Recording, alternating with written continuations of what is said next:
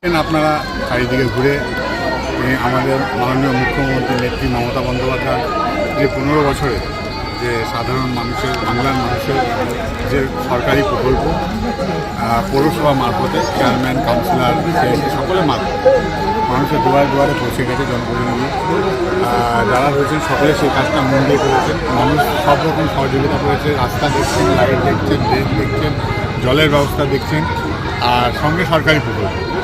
তাই মানুষ জানে দিনের শেষে রাত্রের শেষে মমতা বন্দ্যোপাধ্যায় ছাড়া আর কেউ নেই।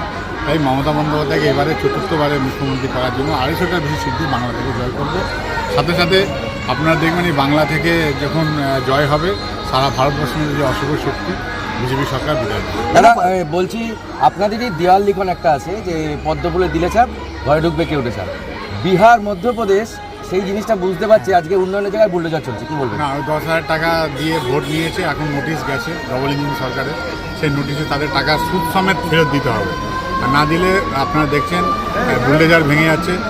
আর এই অঞ্চলে অনেক রেলে এরিয়া আছে, অনেক মানুষ বসবাস করে। যদি ডবল ইঞ্জিন সরকার আসে এগুলো এক নিমিষে উড়িয়ে দেবে। তো এখানকার মানুষ জানে কি মমতা বন্দ্যোপাধ্যায় উচ্ছেদের বিরুদ্ধে পুরনো ভাষণ দিয়েই তাহলে মমতা বন্দ্যোপাধ্যায় সেই কাজটা আজ পর্যন্ত করেছে। তাই উচ্ছেদের বিরুদ্ধে মমতা বন্দ্যোপাধ্যায়, এখানকার মানুষও বিজেপির বিরুদ্ধে।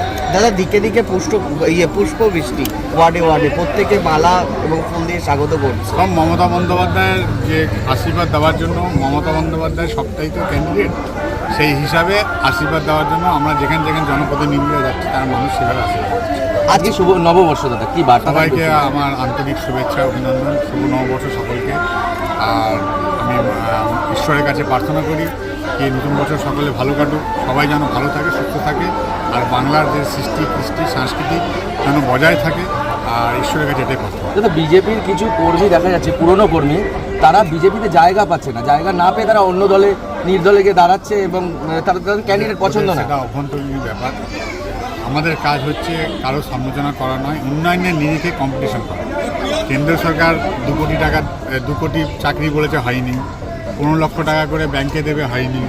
তারপরে 400 টাকা গ্যাস দেবে, হয়নি। কিন্তু মমতা বন্দ্যোপাধ্যায় লক্ষ্মী ভাণ্ডার 1500 টাকা দিচ্ছে, 1500 থেকে 1500 হয়েছে, বেড়েছে। আপনারা দেখুন, যুবসাথী দিয়েছে, কন্যাশ্রী, রূপশ্রী থেকে শুরু করে বিভিন্ন সামাজিকমূলক প্রকল্প করেছেন।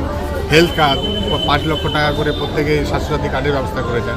তো অপরদিকে মিথ্যে প্রতিশ্রুতি জুমলাবাজি করে লুট করেছে একদিকে। আমরা এই নিরিখে লড়াই করতে চাই।